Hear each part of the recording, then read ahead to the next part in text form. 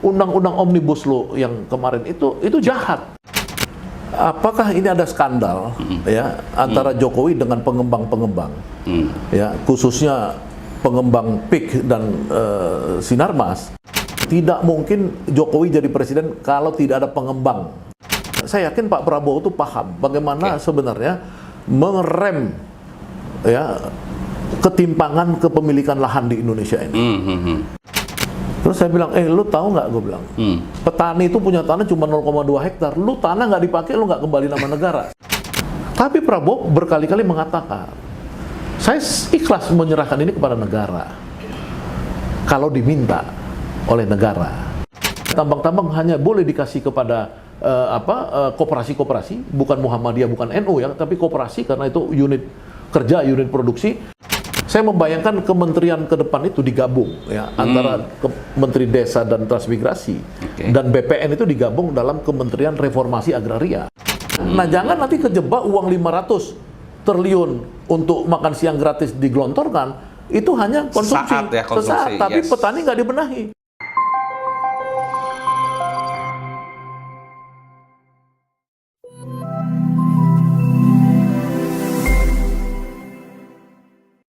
Halo, assalamualaikum. Apa kabar sahabat Ipol? Senang saya Timur Arif kembali hadir menyapa Anda dalam acara podcast Bincang si Ipol. Bicara berbagi info dan cerita yang sip dan pol hanya di ipol.id. Nah, sahabat Ipol, rejim tahun ini itu sedang mempercepat pengejawantahan Perpres nomor 62 tahun 2023 tentang percepatan pelaksanaan reforma agraria. Tentunya hal ini sejalan ya dengan perwujudan Undang-Undang Pokok Agraria nomor 5 tahun 60 yang ujung-ujungnya untuk mensejahterakan rakyat. Permasalahannya di setiap tahun berganti rejim politik, implementasi reforma agraria sepertinya berubah-ubah. Nah, lantas bagaimana reforma agraria yang saat ini dijalankan dan bagaimana pula seharusnya politik agraria itu dijalankan? Podcast kali ini kita akan mengangkat tema politik agraria dalam konteks kekinian dan telah hadir di studio podcast Bincang si Ipol Bapak Sahganda Nainggolan. Beliau merupakan Direktur Eksekutif dari Sabang Merauke Circle. Bung Sahganda, apa kabar? Baik, sehat? Alhamdulillah Mas Timur. Gimana? Ipol mantap lah ya? Ipol sejauh ini mantap, belum ada tukang bakso bawa HT nih. Iya. Kalau Bung Sahganda sendiri nih menilai nih terkait dengan reforma agraria yang dijalankan oleh Presiden Jokowi sekarang ini masih jauh dari panggang atau seperti apa? Ya, kalau menurut saya sih Jokowi kan ketika dia mengobrol tanah-tanah kita itu 190 tahun plus ya di IKN ya. Okay. Itu kan sebuah konsep kolonial. Dan itu lebih buruk ya daripada zaman Belanda ketika Belanda mengeluarkan agraris wet dan sugarwet. Ya, Undang-Undang Gula tahun 1880 yang ketika mulai namanya rejim open policy di zaman Belanda itu lebih kejam sekarang karena sekarang itu bisa 190 tahun, kalau dulu kan nggak bisa 75 tahun dibatasin ya, dulu dibatasin ya? Kan gitu. Kemudian Undang-Undang Agraria membatasi lagi, UPA kan 25 tahun maksimum. Jadi ini udah suatu mindset yang menurut saya kolonial gitu loh. Jadi sebenarnya kalau kita lihat dari mindset itu, bagaimana turunan ya udah pasti sama lah gitu. Ya kan? Oke. Berarti ini masih jauh dari panggang. Tapi ngomong-ngomong hari ini nih, Presiden Jokowi sedang berkantor ya di IKN ya. Melihat dari gestur politik Pak Jokowi itu berkantor di IKN hari ini, menurut Pak Sahganda gimana nih? Apakah masih akan diteruskan oleh rejim berikutnya Pak Prabowo atau seperti apa nih? Ya, kembali ke persoalan ini kan kita mau melihat ini dalam konteks reforma agraria ya. Yes. Apakah ini ada skandal ya antara Jokowi dengan pengembang-pengembang ya khususnya pengembang PIK dan Sinarmas yang diberikan hak PSN, hak negara, itu baru sekali seumur hidup dari zaman kita merdeka. Swasta dikasihkan hak mengelola tanah negara, tanah-tanah rakyat diambil apa segala gitu. Itu menurut saya kan mungkin terkait dengan Jokowi yang ingin ngotot berkantor di IKN. Padahal apa? Padahal presiden baru yang terpilih sudah memberikan sinyal berkali-kali bahwa dia tidak akan berkantor di IKN. Bahkan anaknya Jokowi sendiri ya yang menang secara siluman jadi wakil presiden Republik Indonesia, itu pun mengatakan tidak akan berkantor di IKN. Dia akan bilang kalau ada kantor wapres di sana, saya tidak akan tinggalin. Kan dia ngomong. Jadi kenapa sih Pak Jokowi ini ngotot? Kan berarti ada something yang kita mungkin akan selidikin nantinya ya setelah setelah dia turun ya. Kita harus membuktikan pernyataan Ahok dulu ya tahun 2015 atau 16 atau 17 itu tidak mungkin Jokowi jadi presiden kalau tidak ada pengembang di belakangnya. Itu kan ada pernyataan Ahok dan tidak dibantah sampai sekarang. Jadi disitulah kita harus melihat ya mata rantai permainan mafia-mafia tanah dan pengembang-pengembang ini, bagaimana menciptakan seorang presiden dan bagaimana ngotot harus berkantor di IKN hari ini gitu ya. Itu nanti mungkin bisa kita selidiki setelah Pak Jokowi turun tentunya. Dan Prabowo naik di Oktober nanti gitu ya. Prabowo naik di Oktober nanti. Gitu. Berarti kalau Pak Bung Saganda melihat di balik Pak Jokowi ini sebetulnya ada oligarki yang mencengkram beliau ya, sehingga beliau seakan-akan memberikan keleluasaan bisnis terhadap tanah-tanah di Indonesia gitu ya. Ya memang dari dulu kan saya melihat begitu, bahwa dia konsisten dengan pernyataan Pak Ahok itu bahwa dia ini sebenarnya ya quote and quote antek pengembang aja. Ya kita melihat misalkan perbandingannya. Ketika elected presiden Bapak Prabowo 3 hari lalu melakukan pembicaraan bilateral dengan Presiden Prancis ya Macron. Itu kan ada rombongan pengusaha dengan rombongan pengusaha. Yes. Semua pengusaha yang dibawa Pak Prabowo itu adalah pribumi, ya Muslim. Ini fakta aja, saya bukan mau ini. Dan kemudian tuh spiritnya adalah bukan spirit penguasaan lahan-lahan rakyat seperti yang sekarang ini. Tapi kalau kita lihat, kalau misalkan Pak Jokowi kemana-mana, yang dampingin dia kan selalu adalah kelompok-kelompok pengusaha oligarki dan pengembang dan cukong-cukong seperti itu yang selalu dia pergi ke Singapura nawarkan investasi pergi kemana-mana. Ini saya lihat ada perbedaan ya. Jadi saya pikir kita punya harapan ke depan bahwa kita ada evaluasi terhadap 10 tahun di mana pemerintahan ini sangat anti terhadap reformasi agraria gitu. Sangat lugas dan jelas ya dari Bung Saganda ya terkait dengan Pak Jokowi. Oke, transisinya sendiri nih kira-kira menurut Pak Bung Saganda nih, Prabowo sendiri nanti akan menjalankan reforma agraria itu seperti apa? Dan baiknya memang seperti apa seharusnya? Kalau pertama gini ya, apakah Pak Prabowo mengenali masalah? Misalnya gitu kan. Kan selama Pak Prabowo di HKTI, tentu dia udah belanja masalah cukup lama. Ya kan dia tahu problem kita, ya problem bagaimana petani memiliki tanah kurang dari 0,2 hektar per meter persegi di Pulau Jawa. Bagaimana petani-petani di luar Jawa perkebun ya peladang dan lain-lain tersingkir dengan masuknya korporasi-korporasi sawit dan lain-lain yang menguasai semua tanah ya. Itu baru itu. Belum lagi soal pupuk yang semuanya mafia, belum lagi soal kredit-kredit di sektor pertanian, kemudian sumber daya manusia di sektor pertanian. Saya pikir dia mengenali masalah itu. Nah, paham dia masalah itu. Jadi ketika dia berbicara tentang reforma agraria nanti, ya saya pernah mengundang Pak Prabowo tahun 2010 di lembaga saya Sabang Merauke Circle tadi. Ya dia pidato di situ. Dia menjanjikan bahwa 81.000 kilometer panjang pantai ya itu harus dimiliki rakyat. Itu dia janji itu. Ada di googling kan sekarang omongan orang nggak bisa hilang kan.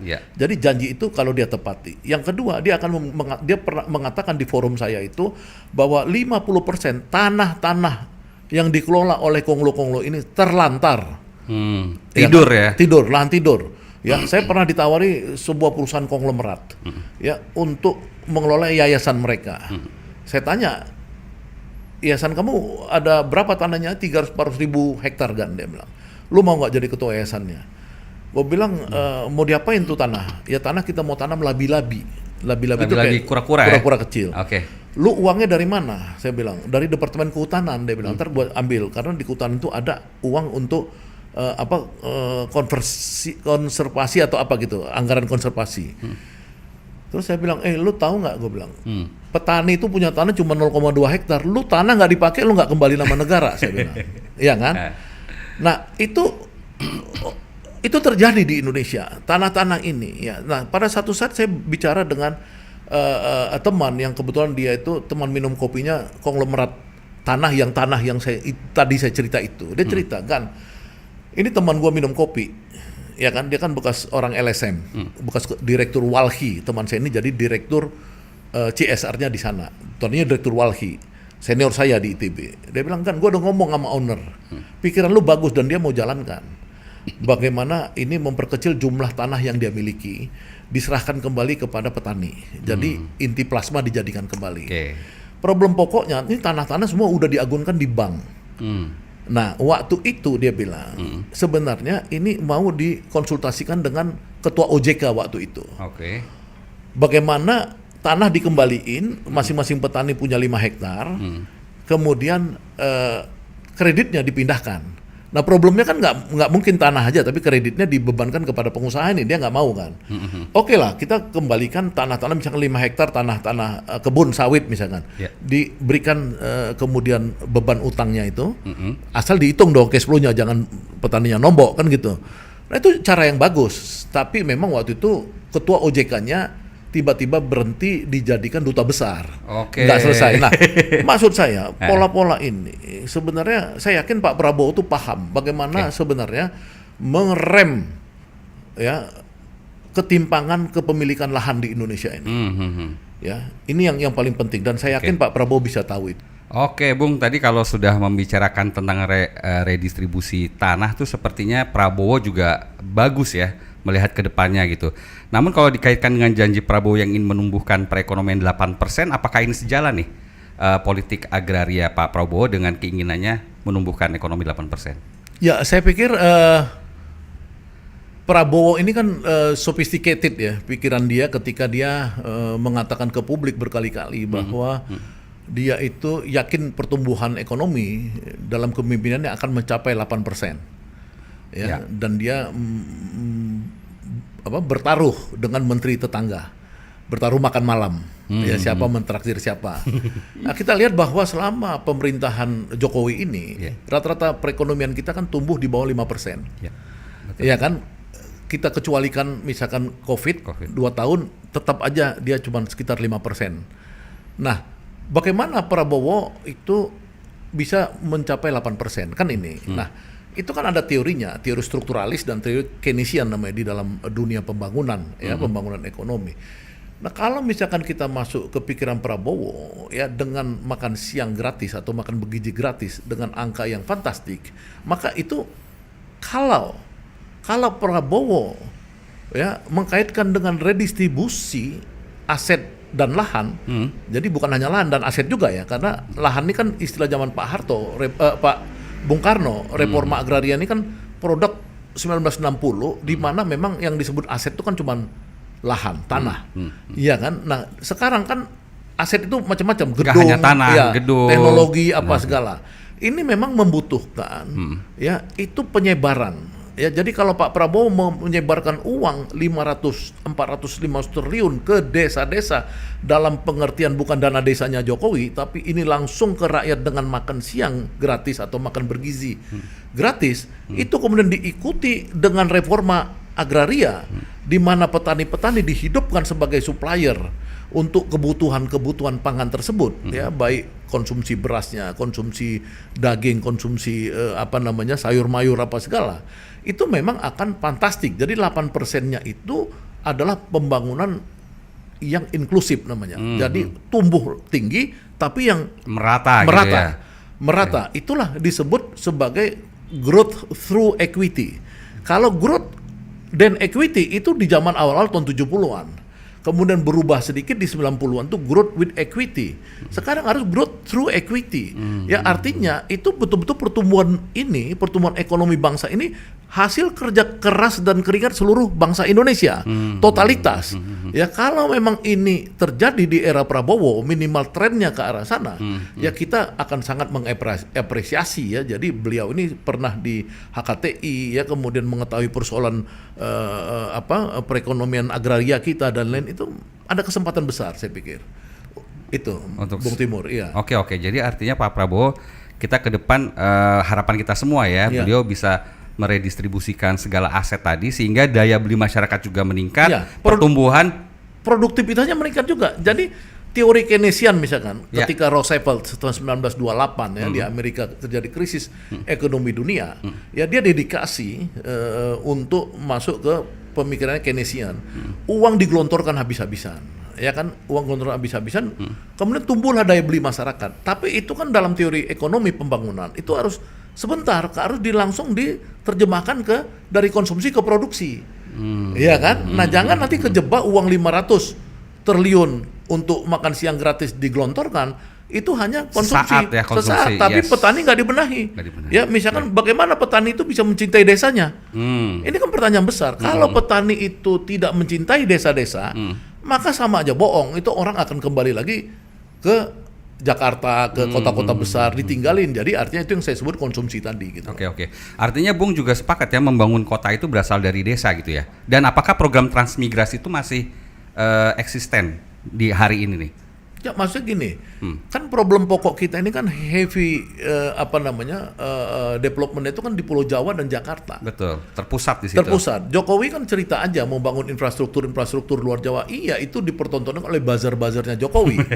Tapi kalau kita mau lihat data dari BKPM, itu sama aja 55%, 50 ke 55% investasi itu ada di Pulau Jawa dan tetap di sekitar Jakarta. Jadi kita jangan dibohongi dengan pencitraan di TV apa segala, ya kan. Kita harus lihat itu datanya, ya kan. Datanya itu semua investasi juga di sini. Nah, bisa nggak kita misalkan mulai berpikir secara simultan, pembangunan kota dan desa itu simultan. Ya, bagaimana kita negara-negara maju, ya di Belanda misalkan saya pernah tinggal di sana. Itu antara desa-desa dan kota itu tidak begitu beda ininya, kenikmatan hidup. Jadi happiness untuk hidup. Ya artinya gini, orang misalnya kita dari Amsterdam, kita jarak 2 jam, ya petani-petani di situ, misalkan di kampung saya di Noordwijkerhout namanya kampung saya ya. 2 jam dari Amsterdam dari ya? Amsterdam misalnya gitu. Nah itu petani-petani di sana, ya itu dia kaya raya gitu loh. Ya, dan dilindungi pemerintah dia untuk bisa kaya, ya. Jadi daya belinya tinggi, nilai tukar petaninya tinggi, ya. Di sana misalkan di Kokenhof-nya itu misalkan pertanian tulip di situ, orang-orang ngambil bulbs-nya itu jadi kaya, ya. Itu peternak kaya, ya. Itu kenapa dia mau pergi ke kota? Dia ke kota cuma mau ke diskotik aja, ya kan, dia mau ke klub. Atau dia mau apa, dia balik lagi ke rumahnya dengan transportasi yang gampang kan gitu. Nah artinya sebenarnya kita bisa melakukan hal yang sama asal strategi pertumbuhan yang dibuat oleh Pak Prabowo nanti betul-betul menciptakan itu kontribusi sektoral itu betul-betul seimbang juga. Kalau sektor pertanian kita mau tingkatkan ya, misalkan pertanian kita mau tingkatkan jadi dari 13% sekarang misalkan menjadi katakanlah 20%. Oke, bagus, modernisasi seluruh pertanian ini dikasih teknologi otomotif itu bagaimana dikembangkan di sana untuk menciptakan mobil-mobil pedesaan, ya kan, traktor-traktor, jangan cangkul diimpor lagi. Ya jadi kayak dulu kan zaman Pak Harto tuh ada Kubota tuh di mana, di kampung kok kalau nggak salah sih, di daerah Jawa Tengah sana itu, ya kemudian di Klaten tuh ada pabrik-pabrik besi dulu, di Sukabumi, cangkul itu sebenarnya kita hidupi lagi, namanya dulu village industry. Jadi kalau industri pedesaan ini hidup, urbanisasi, quote and quote urbanisasi di pedesaan juga terjadi, orang nggak mau pindah. Karena dia happiness-nya sama kan dengan di kota gitu loh. Terutama apalagi kalau misalkan pendidikan juga kualitasnya dibuat sama. Misalkan SMA di Tarutung di kampung saya misalkan di sana di Batak sana Sumatera Utara sama tingginya nilainya dengan di Bogor misalkan atau di Jawa lainnya, kan orang mereka nggak perlu lagi ke Jakarta atau ke Jawa. Nggak perlu. Nah, di zaman SBY kan dia kalau konteksnya universitas tadi kan udah bagus ketika SBY membangun 2 universitas penting, teknologi ITERA di Sumatera dan Institut Teknologi Kalimantan kalau nggak salah saya. Nah, dikembangkan terus gitu loh, dikembangkan terus pemerataan pendidikan, kesehatan. Orang happy tinggal di desa gitu loh. Apalagi zaman internet, orang nggak perlu hiburan harus seperti itu dulu. Hiburan bisa di rumah dengan memanfaatkan internet kan, seperti itu. Artinya pemerintah harus meregulasi aturan-aturan yang istilahnya menitik beratkan kepada warga-warga di luar Jawa gitu ya. Artinya Jawa dan luar Jawa dan pedesaan. Luar Jawa dan pedesaan. Prabowo tuh satu yang harus dia sebut, enough is enough. Tidak ada lagi orang kaya itu ngerampok harta Indonesia ini sesuka hati lagi. ngerampok tambang, ya, ngerampok ya seperti kita lihat 279 triliun kasus timah, kasus emas, ya kan, kasus ini. Kan kita lihat nih zaman Jokowi ini kan perampokan gila-gilaan. Zaman Soeharto itu baru sekali perampokan negara 1,2 triliun zaman Edi Tansil. Ya? Yes. Itu juga dia sudah beli ke tanah sehingga dia bawa kabur tuh kalau nggak salah 300 miliar. Ya, kalau sekarang kan ratus triliun, dikonversi pun Edi Tansil itu masih paling kalah. Sekarang kalah lah itu. Dan itu cuma satu kasus. Kalau sekarang kan semua kasus di KPK itu di Kejaksaan Agung apa segala ya. Belum Jiwasraya, Asabri dan macam-macam. Merampok besar-besaran ya. Satu mesti Prabowo mengatakan enough is enough. Saya tembak kepala kamu kalau kamu ngerampok uang negara lagi. Nah, Prabowo harus berani itu dulu. Okay. Karena kalau tidak, ini kita ini sudah berada pada ambang kehancuran karena kita ini sangat tidak efisien untuk apapun. Untuk pertanian, untuk industri, untuk apapun tidak efisien sehingga kita selalu impor. Impor celana jeans, impor sayur mayur, impor bawang merah, bawang putih sih oke, nggak punya kita kan. Tapi bawang merah, tempe nggak bisa substitusi kedelai dan lain-lain. Ini kita udah hancur. Nah, Prabowo bilang enough is enough. Itu satu. Baru kita bicara bagaimana strategi pertumbuhan 8% yang inklusif.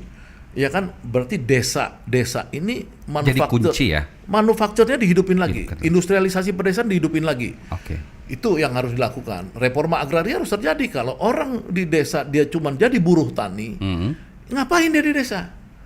Dia harus dikasih tanahnya. Yeah. Oleh karenanya strategi pembangunan itu tidak boleh model kayak di PIK 2 itu, nggak boleh.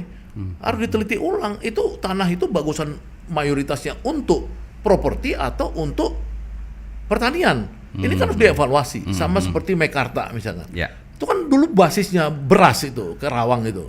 Produktif tanahnya ya. Sangat produktif untuk beras. Ya kan beras ini kita kan semua orang ini sekarang makannya beras. Sebagian makan gandum yang diimpor oleh grup Supermi, Indomie apa segala misalnya kayak gitu ya kan. CBP, yes. Bukan Indopol ya. Jauh. Jauh ya. Nah, masa itu ini enough is enough tadi ya kan, kita peruntukan tanah ini harus lebih jelas. Untuk pertanian itu mana yang harus dikunci? Kerawang, kunci itu Kerawang. Banten itu, ya kan, kunci itu. Yang daerah-daerah sawah jangan lagi ada degradasi, jangan lagi ada ini defungsionalisasi tanah-tanah sawah ke depan. Oke, Bung, berarti apakah ini artinya program transmigrasi yang seperti dulu di mana petani nelayan itu diberi kewenangan mengelola lahan lebih dari 2 hektar itu apakah juga jadi cukup strategis di rejim Prabowo mendatang? Harus. Jadi memang kebijakan Pak Harto yang sangat bagus dulu itu adalah kebijakan transmigrasi ya. Salah satunya adalah untuk reforma agraria tadi, redistribusi kepemilikan lahan, dan untuk membuat produktif lahannya. Karena ketika dia diberikan 2 hektar, ya itu kemudian ada orang yang bekerja kan, karena kalau cuma dikasih tapi nggak kerjain ngapain?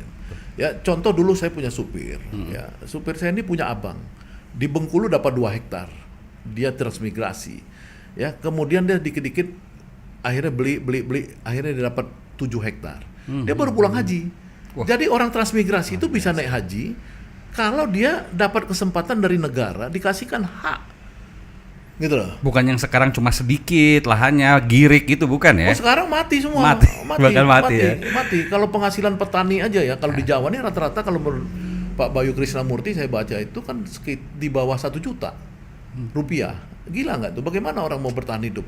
Nah maksud saya ini gini. Jadi kalau Pak Prabowo ini mau menurunkan pikiran dia dari pertumbuhan dan pemerataan, pertumbuhan 8% tinggi, kemudian ada pemerataan tadi, maka itu harus institusi yang menanganinya juga harus benar dan tepat. Yang sekarang gimana institusi yang menangani? Nggak jelas. Yang dia mau coba ini dihancurin dengan Omnibus Law. Ya kan, padahal bukan itunya sebenarnya. Ya, yang paling penting penanganan itu komprehensif dalam tingkat kelembagaan. Itu dulu. Misalnya gini, saya membayangkan kementerian ke depan itu digabung ya, antara Menteri Desa dan Transmigrasi dan BPN itu digabung dalam Kementerian Reformasi Agraria. Jadi disatukan. bukan BPN dan tata ruang, tapi itu ada maksud kalau kita reformasi agraria ini, maka kita akan melakukan yang tadi distribusi tanah, reformasi tanah ini secara adil supaya pertumbuhannya itu dilakukan oleh banyak orang, ya, ekonominya nanti ditambah. Nah, tapi kan transmigrasi penting karena dia punya pengalaman untuk bagaimana memindahkan orang quote and quote untuk kepentingan yang baik. Ya. Iya kan itu. Jadi dana desa nanti diputar di situ. Jangan seperti sekarang dana desanya nggak jelas kemana, kan dibangun apa sama mereka, balai desa apa segala seperti itu. Jadi itu saya pikir yang kedua itu undang-undang omnibus law yang kemarin itu jahat. Cipta kerja ya. Jahat karena dia itu memberikan kekuasaan yang sama dalam pengelolaan tanah itu antara negara dan swasta. Itu nggak boleh. Karena di Indonesia ini kita harus bilang bahwa tanah itu harus dikuasai negara. Itu dulu, karena pasal 33 Undang-Undang Dasar 45 itu menyatakan itu segala tanah dan isinya kekayaan ini dikuasai oleh negara. Kalau sekarang kan enggak. Ya kan swasta boleh punya bank tanah juga di dalam Undang-Undang Omnibus Law itu misalnya. Kemudian dia bisa seenaknya mengusir petani-petani adat apa segala yang udah sekian lama gitu. Nah, maksudnya itu harus dikembalikan lagi ya, direvisi lagi undang-undang itu ya di sektor pertanian khususnya dan sektor pekerja. Kalau saya kan banyak di sektor buruh juga, jadi dua-duanya harus direvisi, dicabut bila perlu undang-undang Omnibus Law itu gitu. Undang-undang Omnibus Law, Cipta Kerja, plus tadi ya penyatuan kewenangan kementerian tadi ya, Ya, biar kewenangannya lebih luas. Ya, gitu supaya cita-cita Prabowo pertumbuhan melalui pemerataan. Ya. Inklusif tadi Ya, bisa inklusif. tercapai 8%. 8% karena rakyat, bukan oke. karena cukong. Kalau 8% karena cukong, Karena oligarki. karena oligarki, itu nggak ada gunanya, nggak ada perubahan yang penting buat bangsa ini gitu loh. Sepakat ya, Iya. itu mudah-mudahan harapan kita semua. Tapi ngomong-ngomong tentang Prabowo ke depan ini sepertinya masih ada dua hal yang menjadi ganjalan Prabowo ya. Yang pertama kalau menurut kita tuh Prabowo sendiri sebetulnya juga memiliki lahan-lahan yang luas ya, yang selama ini Iya. kita tidak tahu penggunanya seperti apa. Dan yang kedua ini yang menjadi beban Pak Prabowo adalah di sampingnya ada putra mahkota rejim saat ini. Nah, pandangan Bung gimana nih terhadap dua tantangan Iya. Pak Prabowo ini? Itu memang pertanyaan menarik ya, Bung Timur ya. Saya pikir gini, pertama, kalau Prabowo nanti konsisten, dan saya berharap konsisten ya, dengan perkataan-perkataannya selama ini, dia bilang ketika saya belum jadi presiden, saya itu belum masuk ke sektor negara, saya itu menjadi swasta, dia bilang. Karena dia kan habis jadi jenderal, Pengusaha ya, terbuang di luar negeri, Timur Tengah. akhirnya jadi pengusaha karena untuk hidup kan, dan kemudian akhirnya dia berhasil menjadi pemilik lahan, ya kan, industri kertas atau apa setahu saya, ya kan. Nah, itu cukup luas, 500.000 hektar kan. Tapi Prabowo berkali-kali mengatakan, saya ikhlas menyerahkan ini kepada negara kalau diminta oleh negara. Ya, sering beberapa kali Pak Prabowo bilang begitu ya. Dengar kan, Pak Timur dengar kan? Negara itu sekarang adalah dirinya. Yes. Dialah kepala negara itu. Seharusnya sih konsisten ya. Ya, dia tinggal minta pada dirinya.